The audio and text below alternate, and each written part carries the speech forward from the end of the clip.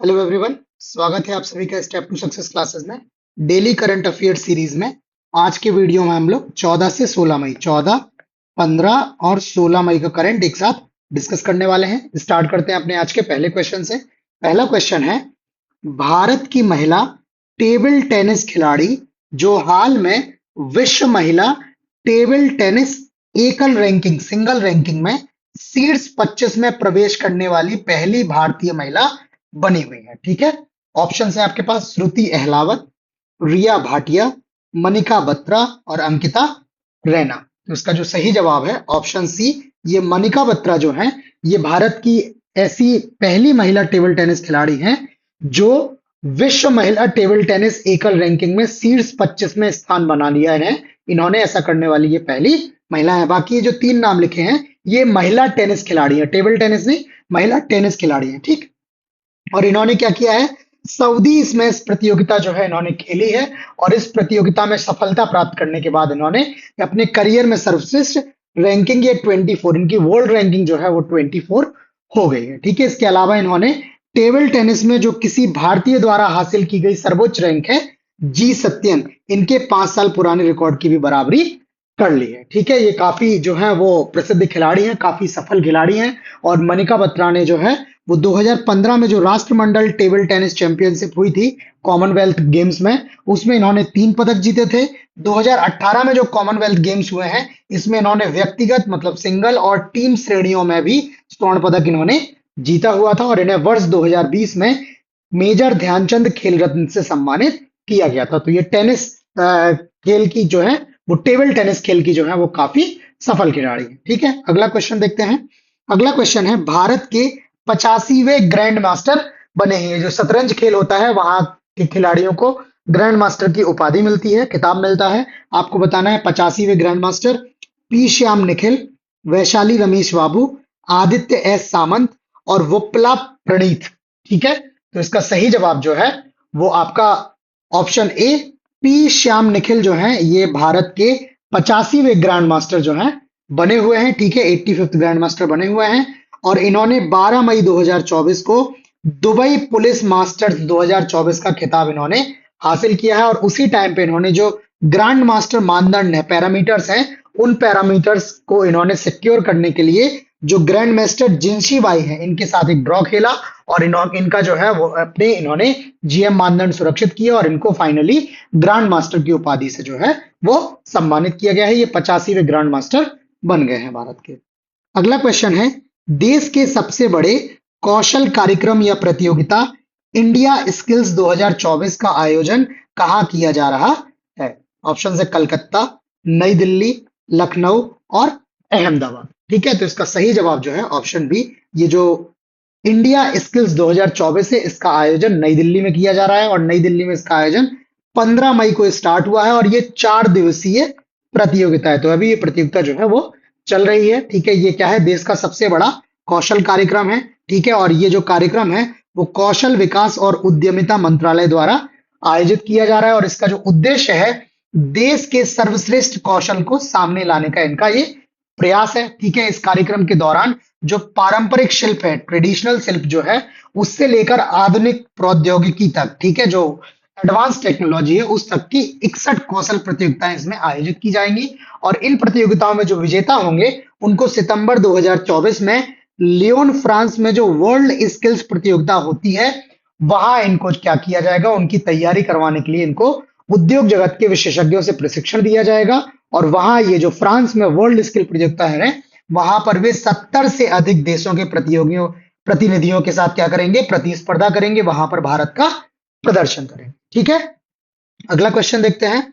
अगला क्वेश्चन है, Indian international bullion exchange का ट्रेडिंग और क्लियरिंग सदस्य बनने वाला पहला बैंक है। ठीक है, ऑप्शंस हैं ICICI bank, Exim bank, HDFC bank और भारतीय बैंक, भारतीय स्टेट बैंक। ये एक्सिम बैंक का मतलब होता है एक्सपोर्ट इंपोर्ट बैंक। ठीक है, तो इसका जो सही जवाब है आपका ऑप्शन डी, ये भारतीय स्टेट बैंक है। ये भारत का पहला बैंक है जो इंडियन इंटरनेशनल बुलियन एक्सचेंज का ट्रेडिंग और क्लियरिंग वाला सदस्य जो है वो बन गया है। ऐसी घोषणा जो है वह हाल में भारतीय स्टेट बैंक ने की है। पहले आपको बता दें कि बुलियन मार्केट क्या होता है। तो बुलियन मार्केट को हिंदी में सराफा बाजार बोलते हैं। और सराफा बाजार में जो सोने और चांदी जैसी कीमती धातुएं, जो वैल्यूएबल जो मेटल्स हैं, उन मेटल्स का इसमें ट्रेड होता है। ठीक है, और यहाँ पर जो है ऑन काउंटर और बाय द फ्यूचर ट्रेड भी इसमें होता है। और इसमें क्या किया जाता है, सोने और चांदी का आदान प्रदान या अन्य कीमती धातुएं जैसे प्लेटिनम है आदि धातुओं का जो है वो यहाँ पर आदान प्रदान होता है। और ये जो बुलियन मार्केट है, सराफा बाजार है, ये करीब 24 घंटे ये कारोबार चलता रहता है। जैसे जो आप नॉर्मल शेयर मार्केट देखेंगे, ठीक है, स्टॉक मार्केट जिसको बोलते हैं, तो वो दिन में कुछ घंटे के लिए चालू रहता है, जबकि ये जो बुलियन मार्केट है या सराफा बाजार है, ये दिन के 24 घंटे ये चलता रहता है। ठीक है, अब थोड़ी सी बात कर लें इंडिया इंटरनेशनल बुलियन एक्सचेंज या IIBX की।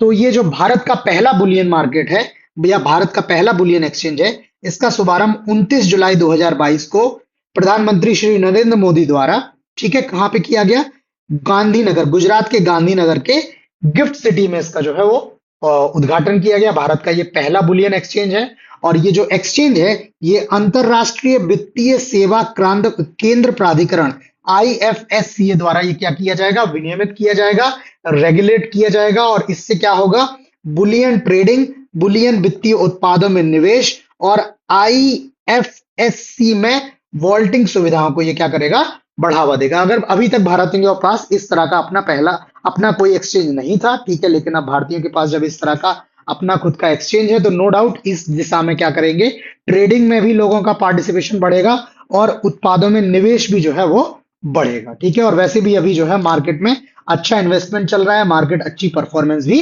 दे रहा है। थोड़े बहुत उतार चढ़ाव देखने को मिलते हैं, बट ओवरऑल जो मार्केट की परफॉर्मेंस है वो काफी अच्छी चल रही है। ठीक है, आगे चलने से पहले मैं आपको बता दूं कि ये जो सारी डिटेल्स हैं, जो हम लोग क्वेश्चंस डिस्कस कर रहे हैं, क्वेश्चंस के अंदर जो डिटेल्स हैं, ये सारी डिटेल्स हम आपको एज इट इज PDF के फॉर्म में भी प्रोवाइड करते हैं। ठीक है, इन PDFs के लिए यहाँ पर नीचे हमारा टेलीग्राम का यूजर नेम दिया हुआ है, step_2_success। उसके नीचे जो है वो संस्थान का मोबाइल नंबर दिया है, इस मोबाइल के थ्रू व्हाट्सएप पे भी संस्थान है। ठीक है, इसके अलावा जो वीडियो डिस्क्रिप्शन है वहां पर भी टेलीग्राम ग्रुप का लिंक दिया हुआ है। तो आप इस किसी भी माध्यम से, लिंक के माध्यम से हमसे टेलीग्राम से जुड़ जाएं और वहां से आप PDF ले सकते हैं। ठीक है, ये टाइम टू टाइम आपको PDF प्रोवाइड की जाती है। इन डेली करंट अफेयर्स की PDF का हम आपसे कोई भी चार्ज नहीं लेते हैं। प्लस ये जिस तरह से आपको दिख रही हैं, ये एज इट इज फॉर्म में आपको प्रोवाइड की जाएंगी। तो ये मोबाइल फ्रेंडली हैं, आप इनको अपने मोबाइल पर आसानी से पढ़ सकते हैं। इनका फॉन्ट वगैरह इस तरह से है कि आपको मोबाइल पे इससे पढ़ने में कोई दिक्कत नहीं होगी। ठीक है, अगला क्वेश्चन देख लेते हैं। अगला क्वेश्चन है 13 से 15 मई के बीच विश्व हाइड्रोजन शिखर सम्मेलन का आयोजन कहाँ किया गया। ऑप्शन है रॉटरडम, नई दिल्ली, न्यूयॉर्क और बर्लिन। तो इसका जो सही जवाब है आपका ऑप्शन ए, ये जो विश्व हाइड्रोजन शिखर सम्मेलन है, इसका आयोजन 13 से 15 मई के बीच रॉटरडम में किया गया है। ठीक है, रॉटरडम में आयोजन किया गया है। ठीक, नीदरलैंड में है ये रॉटरडम। ठीक है, और इस आयोजन में भारतीय पेविलियन जो है वो वहां जो सबसे बड़े पेविलियंस हैं उनमें से एक है। ठीक है, मतलब भारत का पेविलियन काफी बड़ा है, भारत का जो मंडप है वहां काफी बड़ा है। और इसका आयोजन नवीन एवं नवीकरणीय ऊर्जा मंत्रालय द्वारा किया जा रहा है। ठीक है, यहाँ पे कुछ इंपॉर्टेंट चीजें ये हैं कि भारत ने जनवरी 2023 में अपना राष्ट्रीय हरित हाइड्रोजन मिशन जो है वो स्टार्ट किया था। और इस मिशन का जो उद्देश्य है, वर्ष 2030 के अंत तक 5 मिलियन टन की हरित हाइड्रोजन उत्पादन क्षमता हासिल करना है। ये इंडिया का जो green hydrogen, national green hydrogen mission है, उसका लक्ष्य है कि भारत 2030 के अंत तक 5 मिलियन टन हरित हाइड्रोजन का उत्पादन करने लगेगा। इसके अलावा जो वर्तमान में भारत की जो ऊर्जा आवश्यकताएं हैं, उसका 44% जो है वो गैर जीवाश्म स्रोतों से पूरा होता है। ठीक है, और भारत का लक्ष्य है कि 2030 तक हम इसको बढ़ाकर 65% तक कर देंगे। तो जो भारत का जो जीवाश्म स्रोतों पर जो ऊर्जा आवश्यकता जो है, वो ऊर्जा के जीवाश्म स्रोतों पर निर्भरता काफी कम होगी, केवल 45% के आसपास रह जाएगी। ठीक है, भारत 44% से इसको बढ़ा के 65% करेगा नवीकरणीय स्रोतों के बेसिस पे, और जीवाश्म ऊर्जा पे जो है वो भारत का निर्भरता कम होगी। और भारत जो कार्बन न्यूनीकरण की दिशा में आगे बढ़ रहा है और जो भारत की प्रतिबद्धताएं हैं, उसको भारत जो है वो बहुत अच्छी तरह से पूरा कर रहा है, और इसी दिशा में भारत की ये कदम आगे। अगला क्वेश्चन है, संयुक्त राष्ट्र ने 25 मई को किस दिवस के रूप में आयोजित करने की घोषणा की है। ऑप्शन है विश्व क्रिकेट दिवस, विश्व फुटबॉल दिवस, विश्व टेनिस दिवस और विश्व कबड्डी दिवस। तो इसका सही जवाब ऑप्शन बी। ये संयुक्त राष्ट्र ने जो है अभी इनकी बैठक हुई थी, कम जो फुल इनकी जो मीटिंग हुई थी, उस मीटिंग में इन्होंने घोषणा की है कि प्रत्येक वर्ष 25 मई को जो है वो विश्व फुटबॉल दिवस के रूप में आयोजित किया जाएगा। ठीक है, और इसको 25 मई को विश्व फुटबॉल दिवस के रूप में आयोजित करने का जो प्रस्ताव है वो लीबिया राज्य के जो स्थायी प्रतिनिधि हैं उनका नाम है ताहिर एम अल सोन्नी, इनके द्वारा ये प्रस्ताव पेश किया गया था। ठीक है, और ये जो इसके पीछे महत्वपूर्ण तथ्य हैं वो ये हैं कि वर्ष 2024 जो है वो पहले अंतरराष्ट्रीय फुटबॉल टूर्नामेंट की 100वीं वर्षगांठ है। मतलब जो पहला अंतरराष्ट्रीय फुटबॉल टूर्नामेंट खेला गया था उसको 100 वर्ष अब हो गए हैं, और जो पहला अंतरराष्ट्रीय फुटबॉल टूर्नामेंट खेला गया वो जो पेरिस में ओलंपिक खेल हुए थे 1924 में आयोजित समर ओलंपिक, ग्रीष्मकालीन ओलंपिक, उन खेलों के हिस्सों के रूप में आयोजित किया गया था। तो 1924 में पहला अंतरराष्ट्रीय फुटबॉल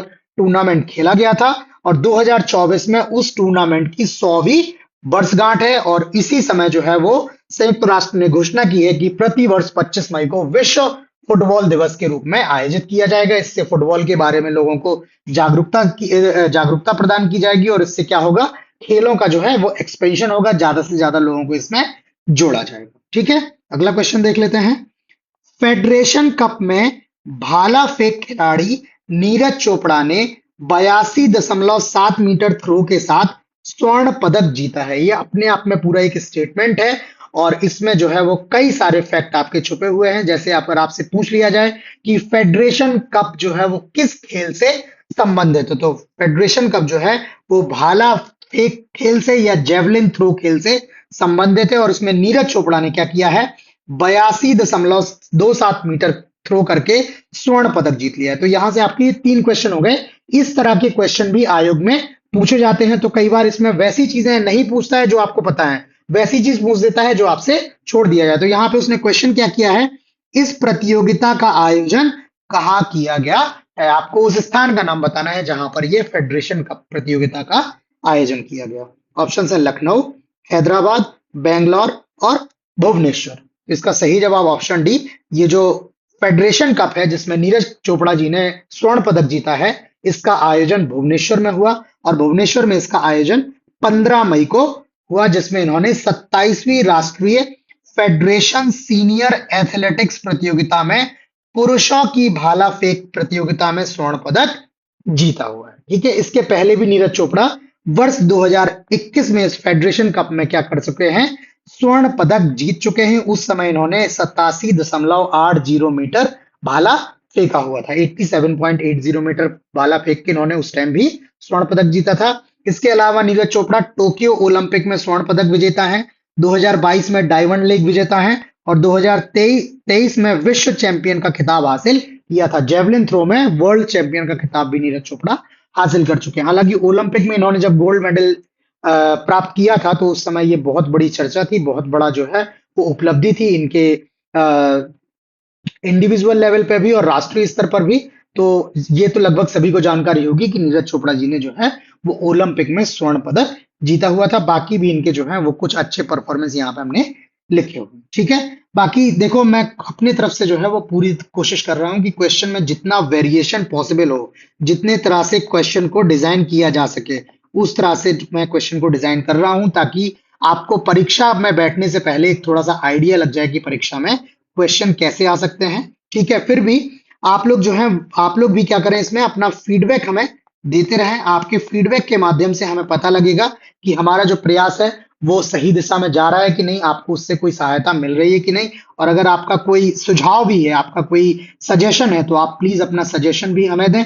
आपके सुझाव जो है वो आमंत्रित हैं, वेलकम है आपके सुझावों का। ठीक है, तो हम उन दिशा में भी काम करेंगे ताकि इनको जो है वो और अच्छा बनाया जाए। हमारा जो मेन ऑब्जेक्टिव है, जो हमारा मेन जो है उद्देश्य है, वो है कि आपको कितना अच्छा से अच्छा कंटेंट हम आपको प्रोवाइड कर सके, क्वालिटी हम बना के रख सकें, प्लस हम आपको जो है सरकमवेंट ना करें कि दाएं बाएं की बातें करते रहें, आपका टाइम वेस्ट करें। हम टू द पॉइंट तैयारी करवाने में जो है वो कोशिश कर रहे हैं कि आपका कम से कम समय में जितना ज्यादा से ज्यादा हो सके वो हम तैयारी करवा रहे हैं। तो आप लोग प्लीज अपना फीडबैक हमें जरूर दें। आप वीडियो के नीचे कमेंट करके अपना फीडबैक दें, लाइक के माध्यम से आप बता सकते हैं कि आपको वीडियो अच्छा लग रहा है। इसके अलावा आप टेलीग्राम व्हाट्सएप के थ्रू भी अपने सुझाव में भेज सकते हैं और अपने फ्रेंड्स के साथ भी वीडियो को शेयर कर सकते हैं। ठीक है, अगले क्वेश्चन को देखते हैं। अगला क्वेश्चन है, चंद्रकांत सतीजा को निम्न में से किस क्षेत्र में उत्कृष्ट योगदान के लिए वैश्विक उत्कृष्टता पुरस्कार 2024 से सम्मानित किया गया है? ऑप्शन है शिक्षा, दूसरा ऑप्शन है साहित्य, तीसरा ऑप्शन है कला और चौथा ऑप्शन है चिकित्सा। तो इसका सही जवाब ऑप्शन ए, ये चंद्रकांत सतीजा जी जो हैं ये शिक्षा जगत से जो है वो शिक्षा क्षेत्र से संबंधित हैं और उसी क्षेत्र में इनके उत्कृष्ट योगदान के लिए इनको वैश्विक उत्कृष्टता पुरस्कार 2024 से सम्मानित किया गया है। ये जो है, ये जो महाराष्ट्र का विदर्भ क्षेत्र है, उस विदर्भ क्षेत्र में ये सबसे भरोसेमंद प्रवेश सलाहकार, एडमिशन एडवाइजर या काउंसलर, जब आप कॉलेज में किसी इंस्टीट्यूट में किसी शैक्षणिक संस्थान में एडमिशन लेते हैं तो उस एडमिशन के पहले आप कई सारी कंसल्टेंसीज के पास जाते हैं जो आपको काउंसलिंग देते हैं कि आप फला इंस्टीट्यूट में इस तरह की डिग्री कर सकते हैं, वहां इनका अच्छा स्कोप है। तो इस सलाह की ये जो है वो सलाह देते हैं और ये विदर्भ क्षेत्र में सबसे भरोसेमंद सलाहकार के रूप में चंद्रकांत सतीजा जी जो है वहां पर स्थापित हैं और इसी के लिए इनको वैश्विक उत्कृष्टता पुरस्कार 2024 दिया गया है। ठीक है, इसके साथ ही ये चंद्रा एडमिशन कंसल्टेंट्स के संस्थापक और सीईओ, चीफ एग्जीक्यूटिव ऑफिसर या मुख्य कार्यकारी अधिकारी भी हैं। ठीक है, और इनकी जो कंपनी है चंद्रा एडमिशन कंसल्टेंट्स, ये आवेदकों को भारत और विदेशों में प्रमुख विश्वविद्यालयों में प्रवेश दिलाने में सहायता करती है। ठीक है, तो इस क्षेत्र में इनको जो है उत्कृष्ट कार्य के लिए इनको सम्मानित किया गया है। अगला क्वेश्चन देख लेते हैं, निम्न में से किस देश ने दुनिया का पहला 6G, ठीक है, 6G डिवाइस पेश किया है? ऑप्शन है जर्मनी, चीन, जापान और दक्षिण कोरिया। इसका जो सही जवाब ऑप्शन सी है, जापान जो है वो दुनिया का ऐसा पहला देश है जिसने 6G सेवा स्टार्ट की हुई है अभी। ठीक है, 6G, अभी तक इंडिया में आप लोग देखते हैं 5G, बहुत सारे लोगों के क्षेत्र में अभी 5G की सुविधा नहीं होगी, वो 4G सुविधा का आनंद ले रहे होंगे, लेकिन जापान ने जो है वो 6G सेवा का जो है वो अभी जो है इसको पेश किया हुआ है। ठीक है, और ये जापानी संघ है, मतलब ये कई मोबाइल कंपनियों का, ये सेलुलर कंपनीज का एक संघ है, उस संघ ने मिलके क्या किया है, दुनिया का पहला high speed 6G prototype device इन्होंने जारी किया है। ठीक है, जब मेन डिवाइसेस आने से पहले प्रोटोटाइप डिवाइसेस जिन पर बहुत सारे जो है वो टेस्ट वगैरह जो रियल टाइम में टेस्ट किए जाते हैं, वैसे डिवाइस जो है इन्होंने जारी किए हैं। और बताया जा रहा है कि ये जो 6G सर्विस होगी ये 5G सर्विस की तुलना में 20 गुना ज्यादा तेज होगी, 20 टाइम्स ज्यादा तेज होगी और इसकी जो स्पीड होगी वो 100 गीगाबाइट पर सेकेंड होगी। ठीक है, अभी तक आप लोग जो है वो पहले केबीपीएस देखते थे, फिर एमबीपीएस पे आए, अब ये बात कर रहा है जीबीपीएस की, गीगाबाइट प्रति सेकंड की गति से क्या करेगा, इसमें डेटा का ट्रांसमिशन होगा, डेटा का संचार होगा। ठीक है, अगर वर्तमान में बात करें तो वर्तमान में जो 5G की सैद्धांतिक अधिकतम गति है, जो थ्योरेटिकल मैक्सिमम स्पीड है, वो 10 जीबीपीएस है। ठीक है, 10 जीबीपीएस। ठीक, ये सैद्धांतिक है, थ्योरेटिकल है, और ये जो 6G है इसकी बात हो रही है कि ये 100 गीगाबाइट प्रति सेकंड होगी। ठीक है, इसके अलावा जो अमेरिका में टी मोबाइल उपयोग करता है उनके लिए इसकी औसत गति, 5G की औसत गति जो है वो लगभग 200 मेगाबाइट प्रति सेकंड है, 200 एमबीपीएस है। अगर सैद्धांतिक गति की बात करें तो 10 जीबीपीएस है और जो 6G आएगा वो 100 जीबीपीएस की स्पीड पर आएगा। ठीक है, अगला क्वेश्चन देख लेते हैं। अगला क्वेश्चन है, मूडीज के अनुसार वित्तीय वर्ष 2024-25 के दौरान भारत की विकास दर या ग्रोथ रेट कितने प्रतिशत रहेगी? ठीक है, ऑप्शन है 6.3, 6.5, 6.1 और 6.6।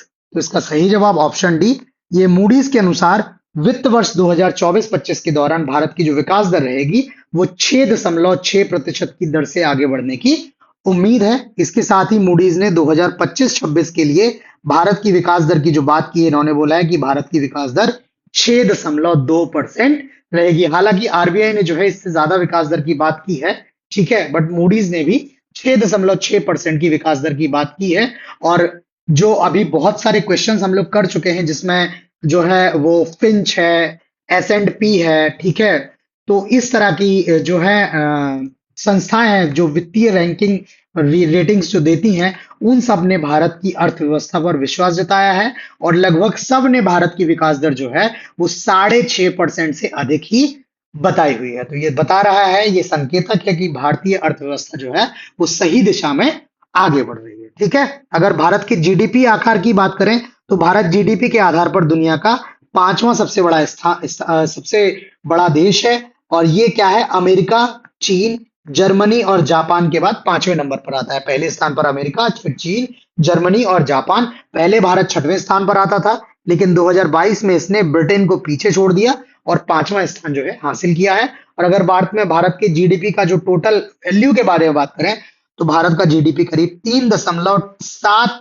ट्रिलियन अमेरिकी डॉलर होने का अनुमान है। ठीक है, और भारत को अभी जो है वो प्रधानमंत्री का प्रयास है कि भारत को 5 ट्रिलियन जो डॉलर इकोनॉमी बनाने पे जो है वो इनका जोर है और उस दिशा में ये लोग आगे बढ़ रहे हैं। ठीक है, तो आज करंट अफेयर्स में इतना ही। आपको वीडियो कैसा लगा प्लीज लाइक करके कमेंट करके जरूर बताएं। चैनल को सब्सक्राइब करके नोटिफिकेशंस भी ऑन कर लें ताकि आपको टाइमली कंटेंट की जानकारी मिलती रहे। इसके अलावा ये जो कंटेंट हमने डिस्कस किया है उसकी पीडीएफ के लिए आप हमसे टेलीग्राम या व्हाट्सएप के माध्यम से अवश्य जुड़ें। ठीक है, तो आज इतना ही। बाकी नए क्वेश्चंस के साथ जल्द मिलते हैं, तब तक के लिए धन्यवाद।